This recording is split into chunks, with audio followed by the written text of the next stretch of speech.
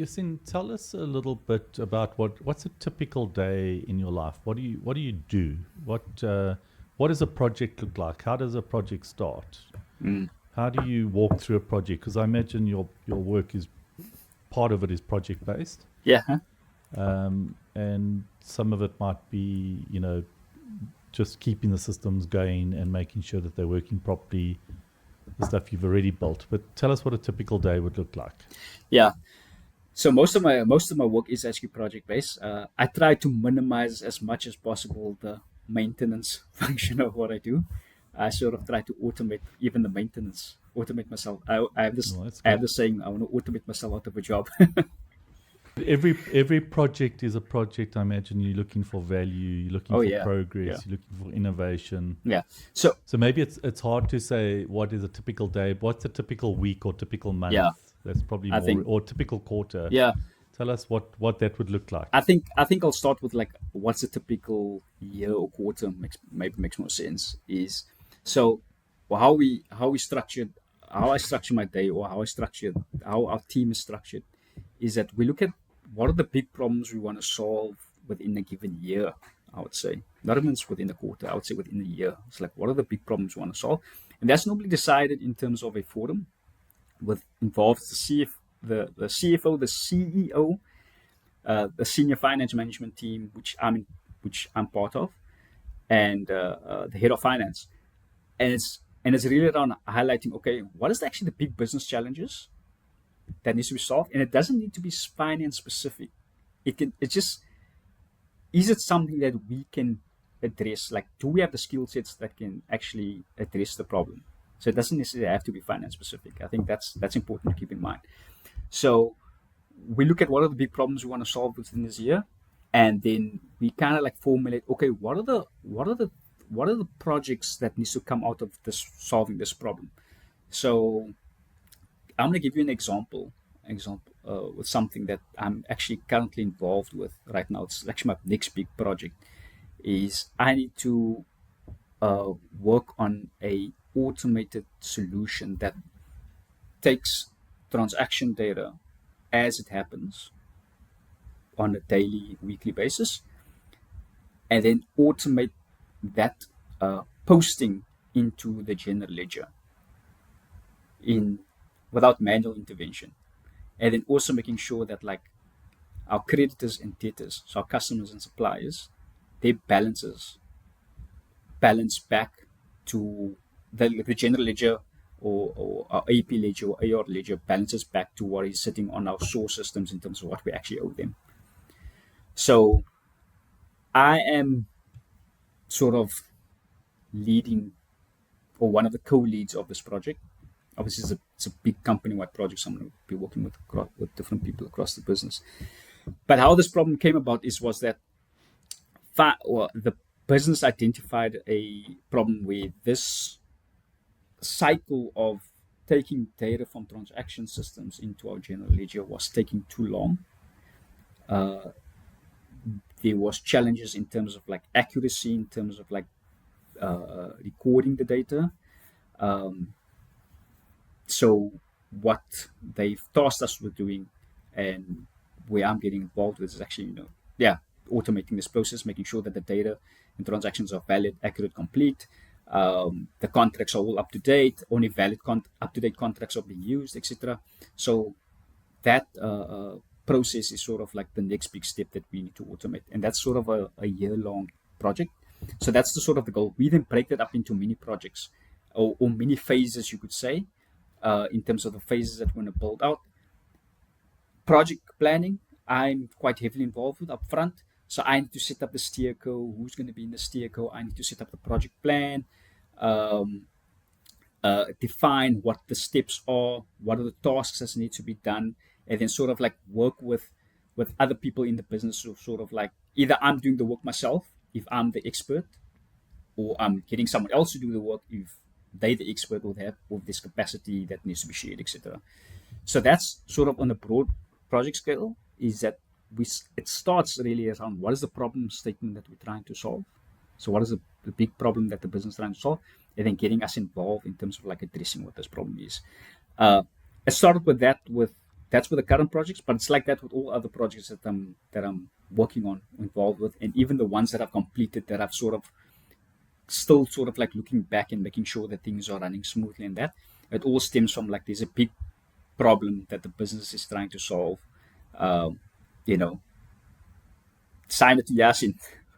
He'll form a project plan, get the steerco up and going, get the resources, etc., and sort of just run with it. And then how do you start like understanding the problem and what those stakeholders' requirements are? Because a lot of these projects you can think you understand and you run off and you do it and then the users come later and they say, oh no, that's not what we need, or that's nice, but it would have been nice if we could also have this thing automated or visibility into this data. So how do you go about making sure you've got a complete set of requirements and that the requirements are valid and worthwhile? Yeah, I'm gonna be honest with you. I do follow methodology, like a process, but I don't have it perfectly slicked out just yet. So I still run into the same challenge. Those challenges that you mentioned, like I still, on a day-to-day basis, month to month, on all the projects that I've run, I still keep running into those roadblocks or those challenges. And you think, you'd learn, or you'd get better at it, but these challenges always exist. So I think for me, the important thing is for you. So if I'm running the project, the important thing for me would be like I actually need to understand what the true problem is. When you get the requirement for what they want to achieve, sometimes the requirement or them telling you what the problem is actually them explaining what they think the solution is to solve a more underlying problem. And it's really trying to understand what is the true underlying problem that we're trying to solve. Because you could meet the user requirement, but it could still end up being useless because the user requirement to start off with was actually not the correct user requirement. But sometimes the user themselves don't actually understand what they really want. So it takes a bit of unpacking, and it's back and forth. I spend a lot of time up front trying to understand what the true problem is we're trying to solve. And I push back to like upwards to my bosses, whether it's the head of FP&A or head of finance, or to the CFO. It is really just asking like the questions, like, and also challenging yourself. It's like you need to get to a point in your career where you almost need to question. I would say, I hope I'm going to explain this properly. You almost need to question the purpose of the project that you're on, if that makes sense. Like, it's all well, you're working on an exciting thing, but you got to take a step back and sometimes say, hold on, what am I actually working on here? What am I actually trying to achieve here? Is this actually the real problem I'm trying to solve? And you have to go back and actually unpack it and sort of like dig deep. So I spend a lot of time up front, and yeah, it's like sometimes people are going to get frustrated with you because you're slow to start. And I think that's one of the things that you got to be wary of, is that you may get like I'm wary of the fact that I may get criticism at the beginning for being slow to start, but I try to invest a lot of time up front, really trying to understand what the problem is and what the true problem statement is before I just go ahead and plan the thing. Because I have burnt myself in the past, and with the previous project that I've done, implementing Anaplan at Flash, is where we've built things thinking we understand what the problem is we're trying to solve, thinking we understand the user requirement, even though you have it documented and the user signed it off. You finish it, and then you realize that the user ends up not using it because it actually doesn't meet the requirement, or it doesn't solve the problem that we're trying to solve, or the true problem. And that's because we quickly want to get started on this thing and get running and hit the ground running and start building things so you can show something. Hey, look, within this week or within a month, hey, look, I produced this one thing. What do you think and stuff?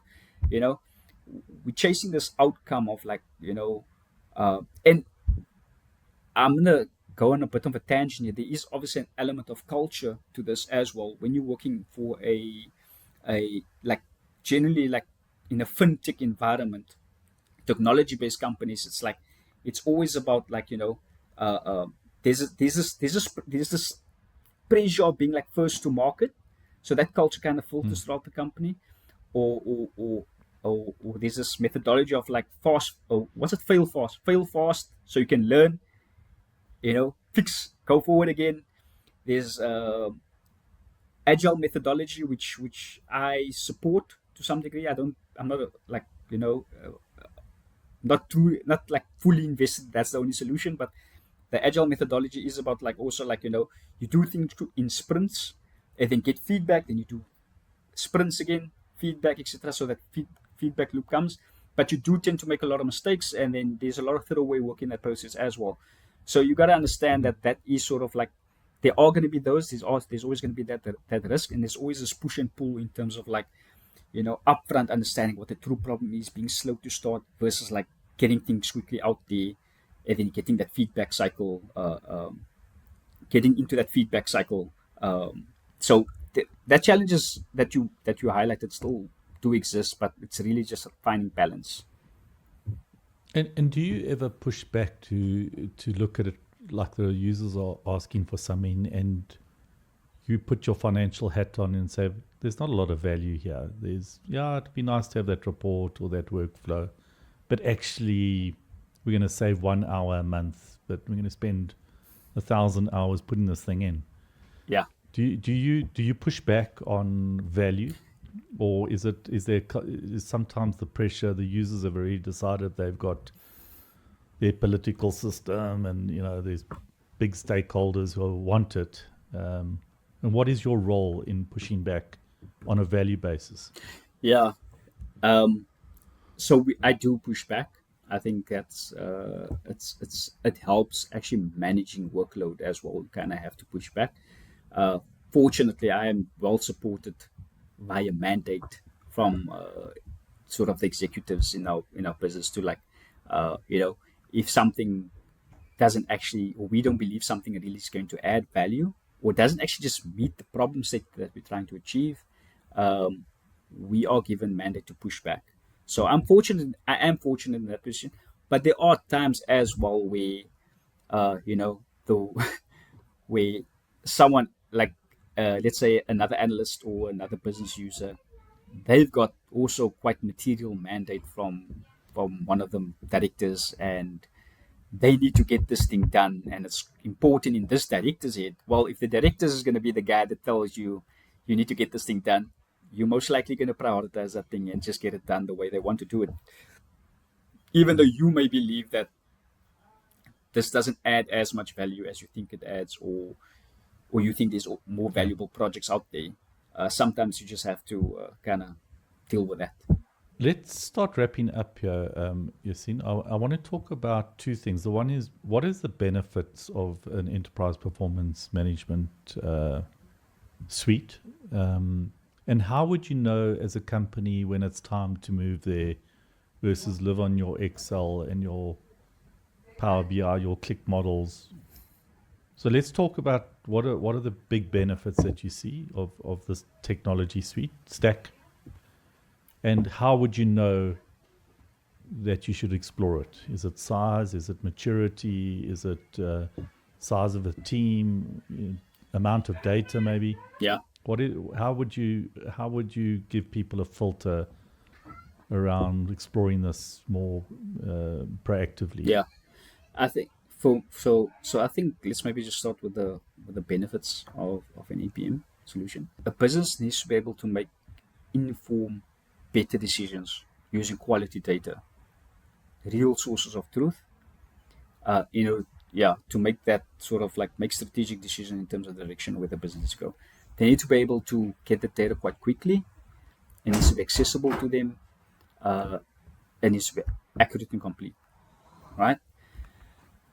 That is one of the big advantages of EPM tools, that I think Excel, Power BI, even with a lot of hacks put together, you won't be able to achieve that same level of outcome. From an efficiency standpoint, And from a consistency, from methodology, planning methodologies, etc., there's nothing that comes close to it, provided obviously you implemented it correctly, right? The understanding when a business needs to make that switch can be quite challenging to understand, because implementing an EPM tool it's can be quite expensive depending on what you go with and the level of build, let's call it that way, that you want to do. So the way I assess it personally, like if I look at like just my journey in terms of when we decided to go on this EPM tool, we looked at our financial maturity model. So it's quite useful to actually just take a step back and look at the function of FP&A within your business, and look at sort of like the maturity level of your business and how that is tracking, and the maturity level of that function. And as businesses become more complex and they grow, you need to keep up. And keeping up does not necessarily mean I need to throw more heads at this thing, because adding more heads, or when I say heads, people, of course, adding more cooks in the yeah, too many cooks. Yeah. So throwing more people at the problem doesn't actually improve the quality of solving the problem. Like it's you're sort of creating a more you're actually creating a more complicated function by adding more people into the process, which increases the risk of, like, data integrity, like accuracy of calculations, having all your Excel models connected to each other.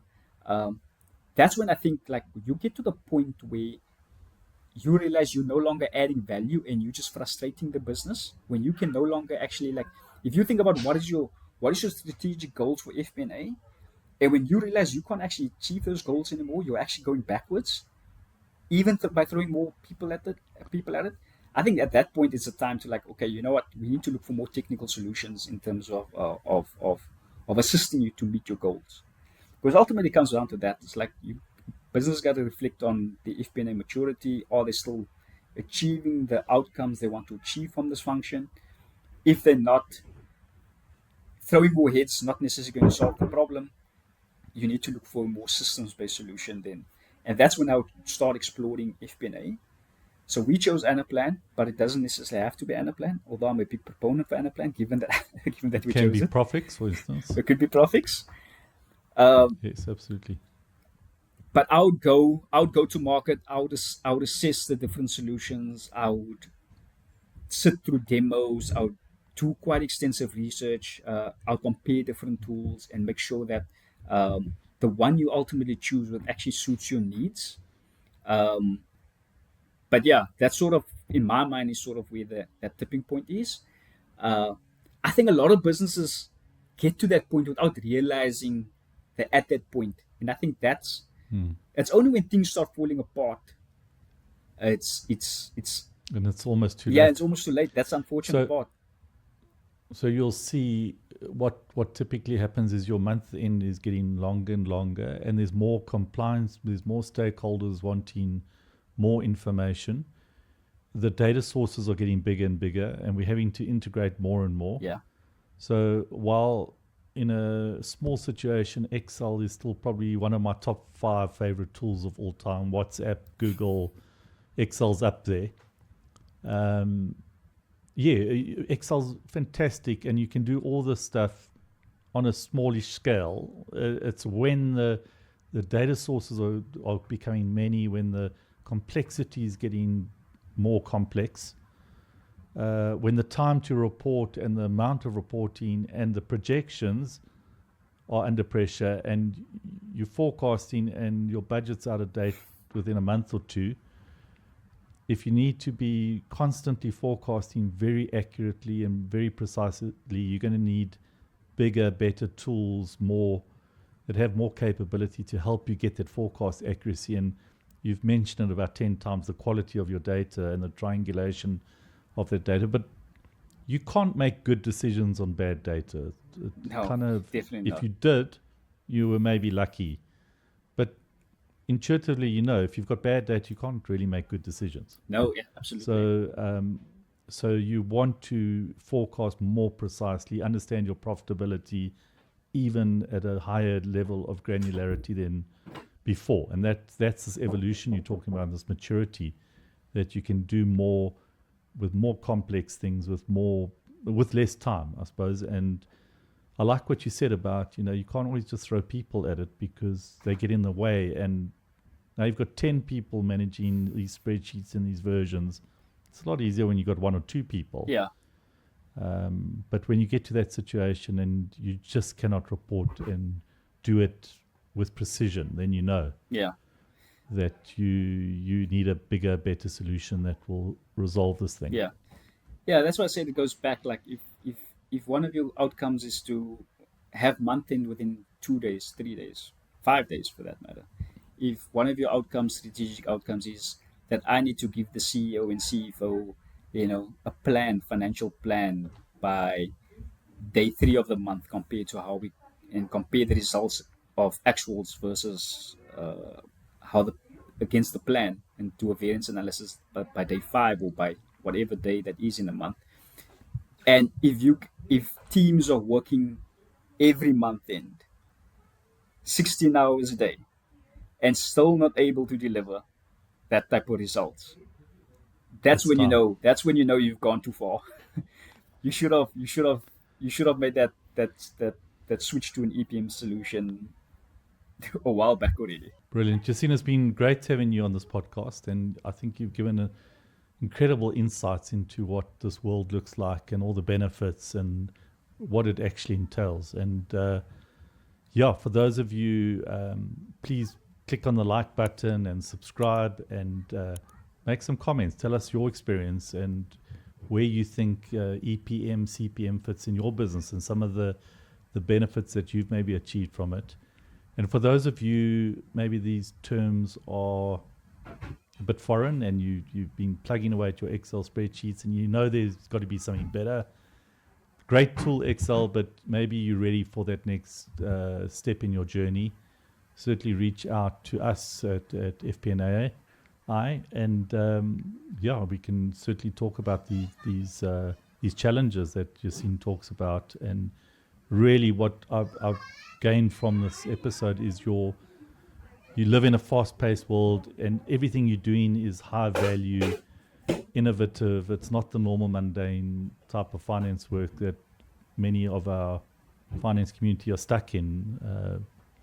But you living on that highway of fintech on the business side, but also your FP&AI is you're in the future of finance already, Yaseen. So it's been Thank you. Great hearing your story, and wish you all the best in that journey, and hopefully you go into greater and greater things. Thanks, I appreciate it, and thanks for having me on, Roger. It was a good experience and nice having these type of conversations. I wish the listeners took value from this, and wish you and your company also all the best.